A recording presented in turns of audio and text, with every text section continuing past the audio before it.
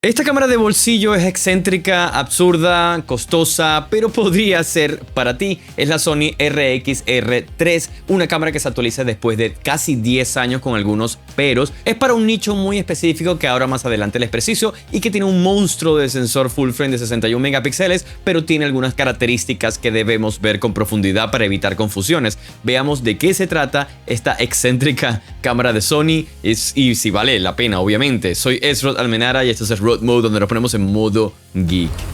Voy a hablarles de esta cámara desde una perspectiva de nuevo usuario y no tanto en comparativa con la anterior, aunque sí haré algunas menciones de esa versión. Esta es una cámara de una categoría peculiar porque se trata de un cuerpo con un lente fijo de 35mm f2.0 de size que tiene la misma edad de anteriores versiones. Más adelante veremos las pruebas de calidad del lente y les puedo decir que 35mm sirve para todo. La apertura se controla desde el mismo lente de forma manual llegando hasta f22.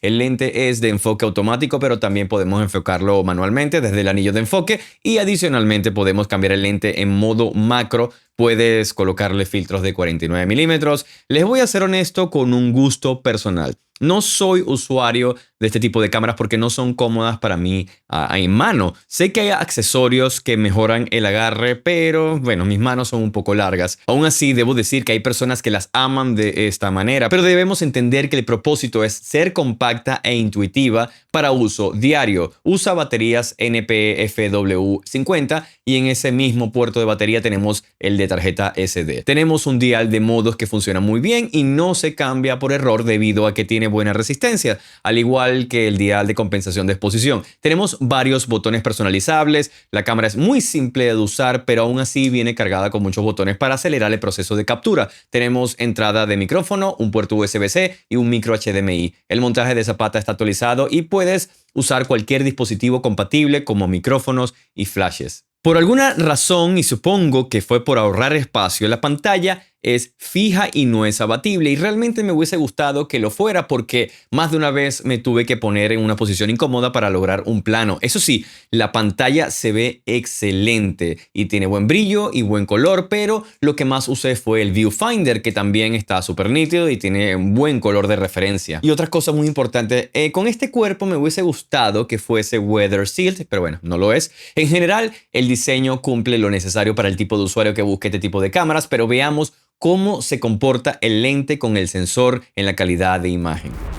El sensor full frame de esta cámara es una bestia de 61 megapíxeles. Es como el de la Sony Alpha 7R5 o la Alpha 7CR. Tiene uno de los mejores sensores del mercado y punto. Pero empecemos por explicarle algo antes, mientras vemos algunas pruebas que capturé con la cámara de la manera como muchos la usarían en calle, capturas casuales, de periodismo o incluso documental. La cámara, gracias al sensor muy denso de píxeles, tiene la capacidad de cortar el sensor y por ello podemos tener tres modos: el 35mm, el 50mm y el 70mm. Estos dos últimos se les reduce la resolución a cambio de distancia, pero sin perder la calidad de la imagen. Y aunque debo decir que en 50 y 70mm no tiene la perspectiva de lo que tendría esos lentes físicamente, obviamente, sí tiene el equivalente del acercamiento, pero es una opción que se agradece aprovechando la resolución del sensor. Este lente de 35mm abre a f2 y cierra a f22. La óptica en general tiene un look bastante como vintage y les muestro la razón. En f2 no tiene unas esquinas muy nítidas,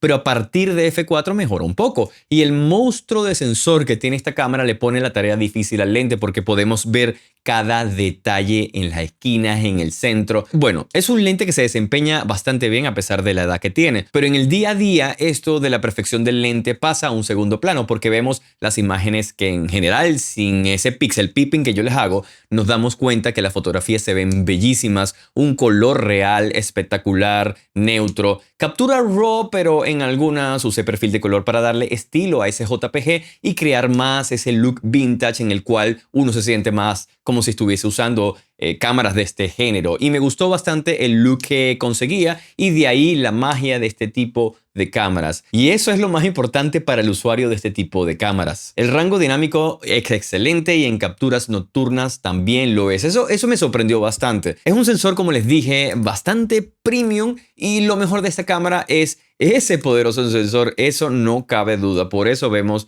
esas imágenes con ese rango dinámico y esa limpieza en baja luz. Les voy a tener que recomendar filtros ND para esta cámara si quieres usar aperturas abiertas, porque la mayor velocidad que tiene en obturación es 1/2000. Podemos capturar bonitas fotografías macro hasta 2 centímetros con respecto al sensor, pero si recortamos un poco la imagen podremos tener más magnificación con ese acercamiento. En video tenemos los 10 bit, también podemos tener modo low con ISO base 800, Cineton también tiene, pero se nota que no es una cámara centrada en video. En 4K solo tenemos 24 y 30 cuadros por segundo, no existen los 60 cuadros en 4K, aunque si activamos 1080p tenemos 60 y 120 cuadros por segundo. Me da a entender que el video está en un segundo plano y como extra de esta cámara, y presumo que es por no tener un sistema de enfriamiento óptimo para esto debido a su tamaño. Decidieron bajar un poco la capacidad del video para evitar problemas de sobrecalentamiento, porque sé que perfectamente hubiese sido capaz de hacerlo porque tiene un procesador interno brutal,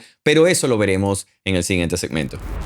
El autoenfoque de Sony sabemos que es una bestia siempre en velocidad con estos procesadores, y estoy seguro que si hubiésemos tenido un lente más actualizado podría ir a la par con velocidades de lentes más actuales, porque por dentro de la cámara es toda una máquina, así que no vamos a encontrar la misma rapidez de otras cámaras alfa, pero sí tendremos precisión por un buen procesamiento interno de reconocimiento de sujetos. El motor se siente bastante mientras estamos enfocando, no es ruidoso, pero sí se escucha un poco, pero al final del día en mis disparos nunca falló el punto de enfoque y también funciona la pantalla táctil para enfocar y responde muy bien. No tenemos estabilización interna mecánica por lo compacto del cuerpo, sin embargo en video tenemos estabilización activa, lo cual se agradece. En fotografía no veo tanta necesidad del IBIS en 35 milímetros, pero aún así debo comentárselos.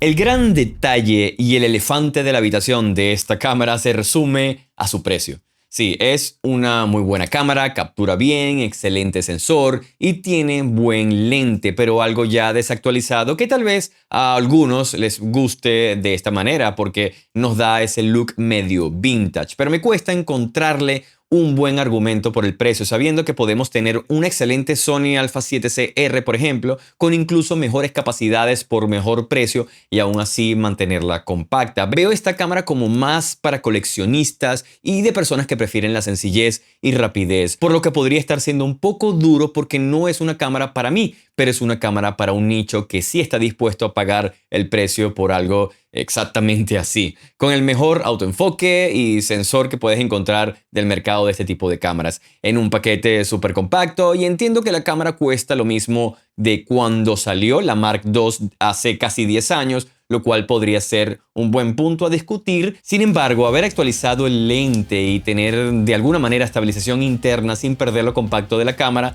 hubiese generado un mayor interés en muchos usuarios. Pero si esto es lo que buscas y estás dispuesto a pagarlo, estarás más que contento porque al final del día te da excelentes resultados, que esto es lo más importante para la mayoría de los usuarios de este tipo de cámaras. Estén atentos a mis redes sociales como @esrodalmenara y manténganse suscritos por aquí con las notificaciones activas que les mostraré pruebas de esta cámara. Así que aprovechen de una vez y déjenme en los comentarios cómo les gustaría que, no sé, que probase esta cámara en los próximos videos. No está de más decirles que si estás nuevo por aquí, suscríbete, comenta y deja tu like. En este canal siempre tenemos la primicia de nuevos productos y reviews. Un agradecimiento a Sony Latinoamérica por darnos la oportunidad de probar esta cámara. Me despido con este comentario random para saber que llegaron hasta el final del video y confundir a los que no llegaron hasta aquí. La penumbra ya se aclaró. Nos vemos, geeks.